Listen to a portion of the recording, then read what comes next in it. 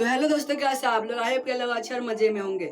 मेरा नाम है सुन, पढ़ने वाले हैं क्लास 8 के साइंस का टॉपिक। इसका नाम है माइक्रो ऑर्गेनिज्म, फ्रेंड एंड और फो। यानी कि माइक्रो ऑर्गेनिज्म जो कि क्या होता है, माइक्रो ऑर्गेनिज्म क्या होता है, और फ्रेंड या फिर फो यानी कि दोस्त है। माइक्रो ऑर्गेनिज्म दोस्त है हमारे लिए या फिर दुश्मन है। फ्रेंड मतलब दोस्त होता है और फोज मतलब दुश्मन होता है। तो सबसे पहले समझते हैं माइक्रो ऑर्गेनिज्म क्या होता है।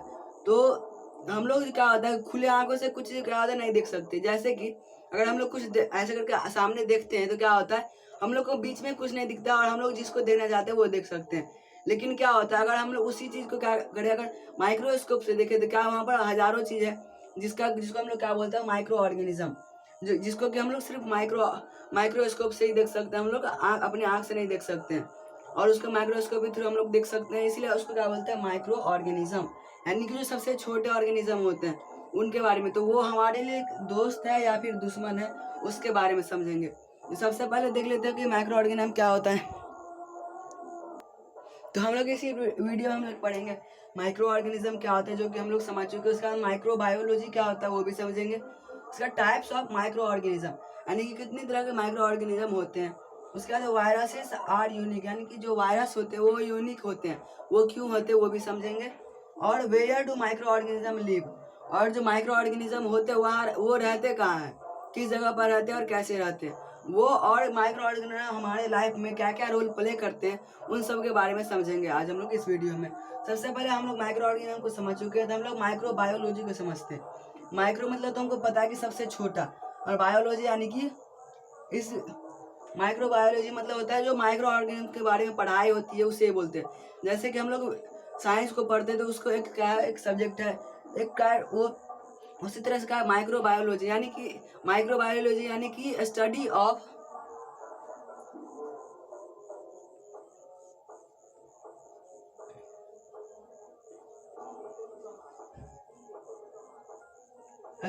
Micro organism.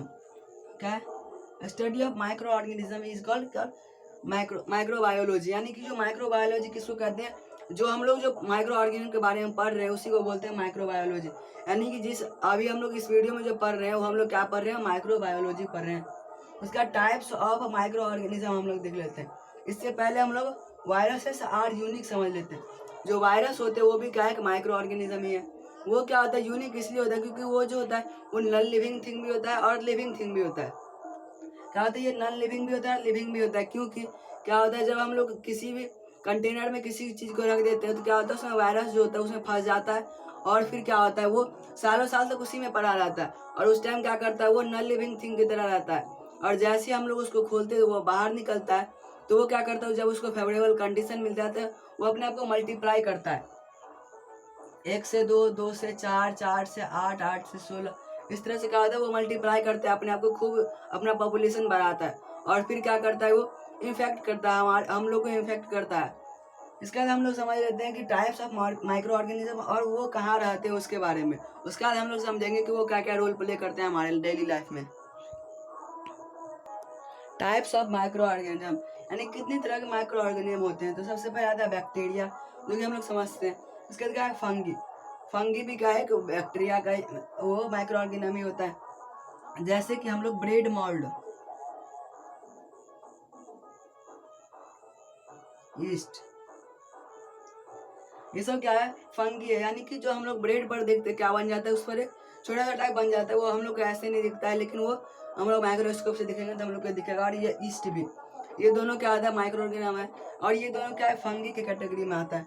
उसके बाद अलगा, अलगा में जैसे कि स्पाइरो वगैरह ये सब क्या है, ये सब अलगा है। उसके बाद प्रोटोजोन, जैसे कि हम लोग अमीबा समझते हैं, अमीबा, यूग्लेना, पैरामीशियम, ये सब क्या है, ये सब प्रोटोजोन्स में आते हैं।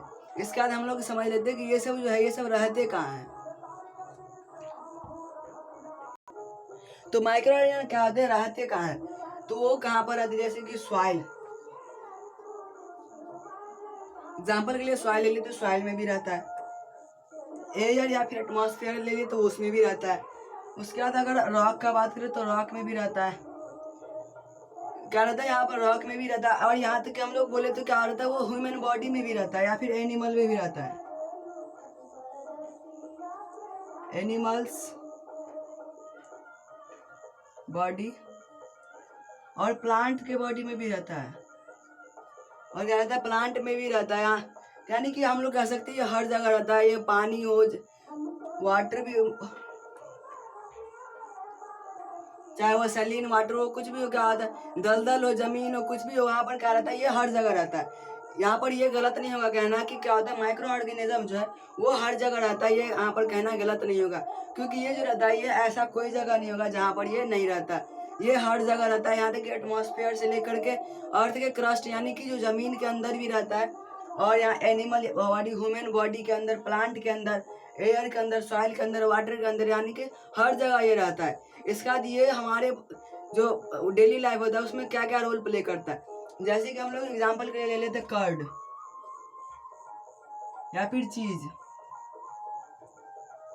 तो कर्ड में और चीज में क्या होता है, यहाँ पर एक बैक्टीरिया यूज होता है जिसके कारण क्या होता है, जिसकी वजह से कर्ड, मिल्क से कर्ड बन जाता है। जैसे कि जब हम लोग क्या करते हैं, दूध लेते हैं और उसमें क्या करते हैं, हम लोग थोड़ा सा कर्ड डाल देते हैं, तो क्या होता है, हम लोग सुबह तक देखते हैं उसमें और उसको फेवरेबल कंडीशन देते हैं, तो क्या होता है, वो दही बन गया रहता है, यानी कि वो पूरा ही दही बन गया रहता है। हम लोग देते थोड़ा सा लेकिन पूरा बन गया रहता है।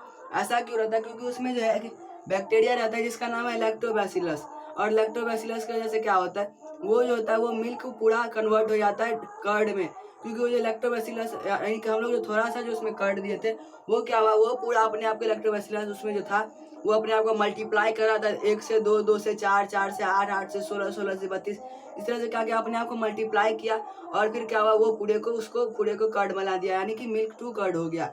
तो आई होप यहाँ तक समझ आ गया। तो मिलते हैं, bye, take care, thanks for watching.